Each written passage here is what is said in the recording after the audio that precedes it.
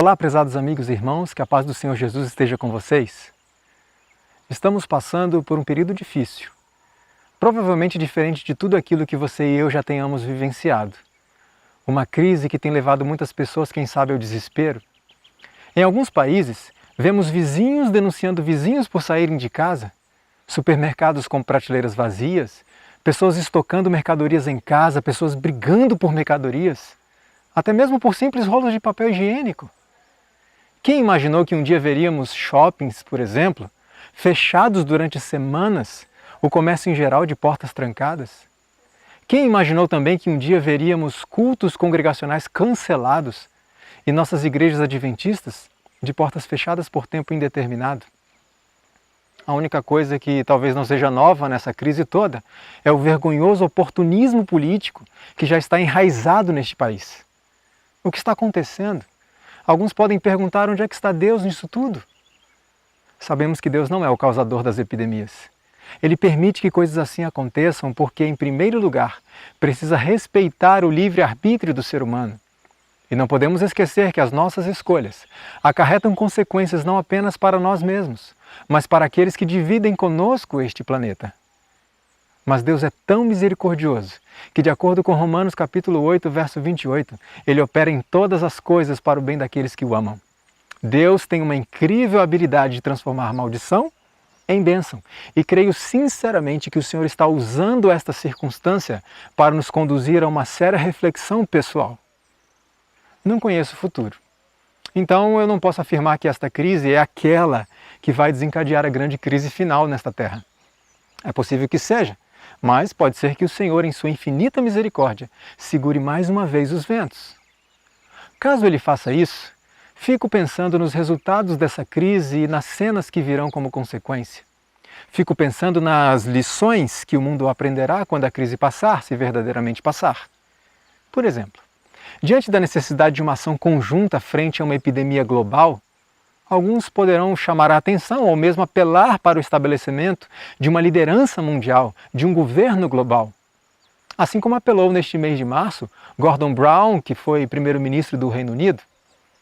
Outros poderão ressaltar os benefícios ambientais advindos da interrupção das atividades, da interrupção da rotina frenética dos seres humanos. Como resultados dessa interrupção, os níveis de poluição em grandes cidades como São Paulo, Nova York, os níveis de poluição na própria China caíram consideravelmente. Eu li nessa semana um artigo que chegou a noticiar que um pesquisador da Universidade de Stanford havia calculado que a paralisação das fábricas e do trânsito na China pode ter salvo entre 50 mil e 75 mil pessoas que poderiam ter morrido prematuramente por causa da poluição.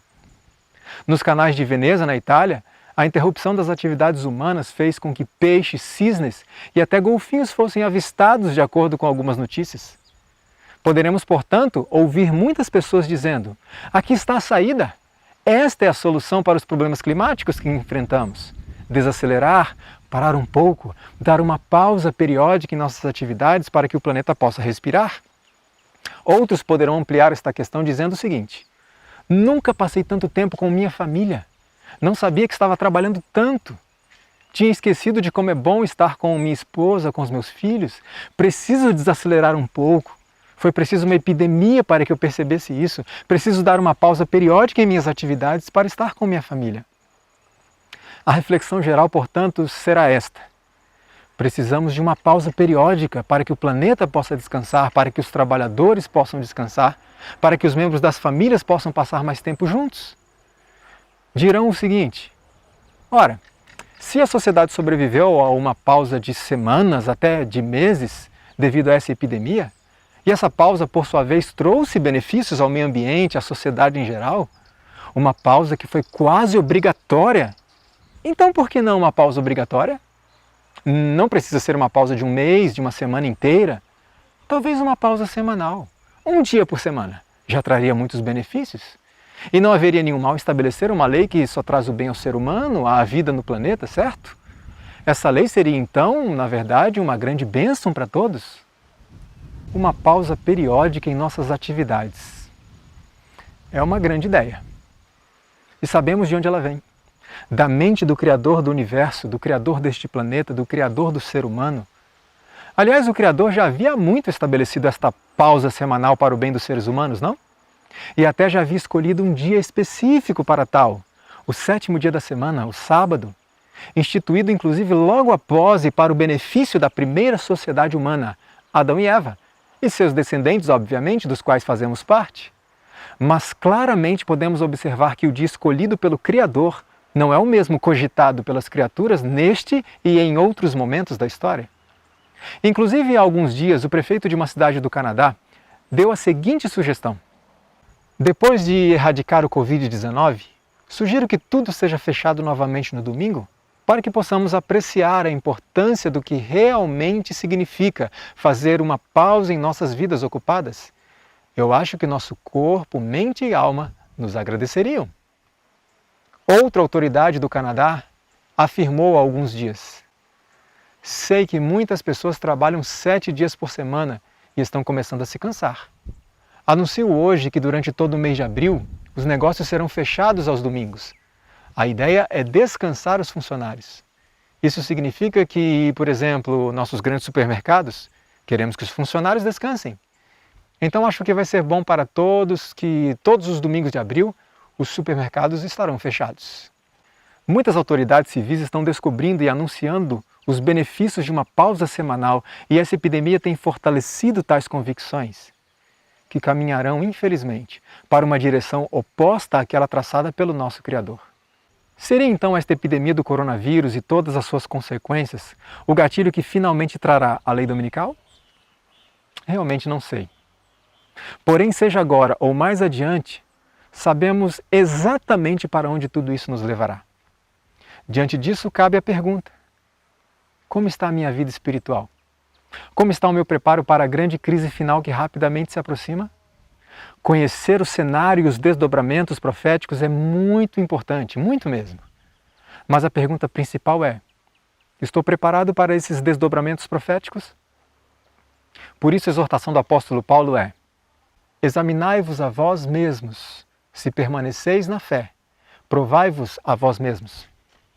Estamos vendo com muita tristeza nossas igrejas fechadas.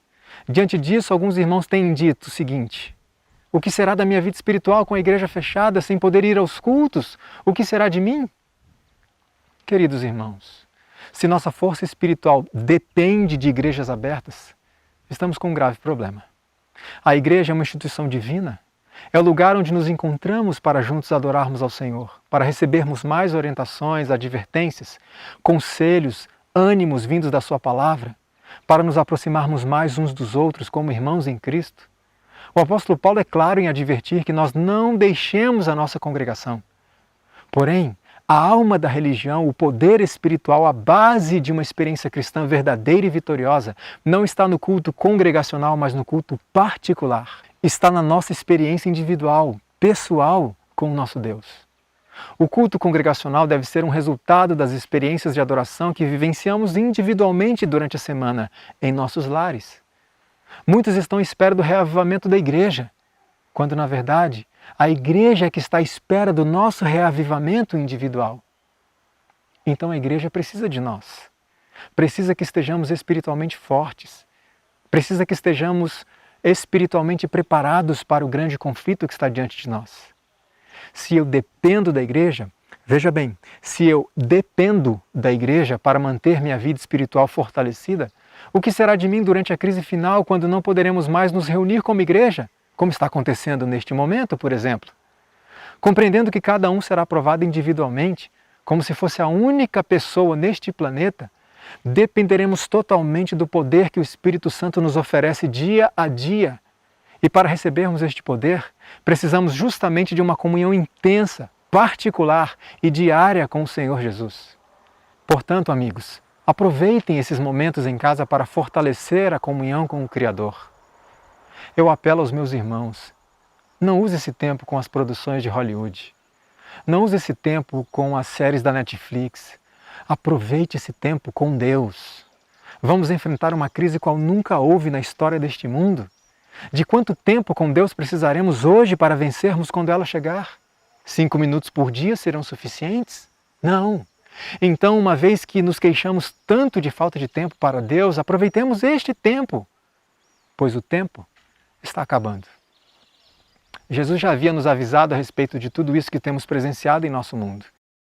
Porquanto se levantará nação contra nação e reino contra reino, e haverá fomes e pestes e terremotos em vários lugares. Mas todas estas coisas são o princípio de dores.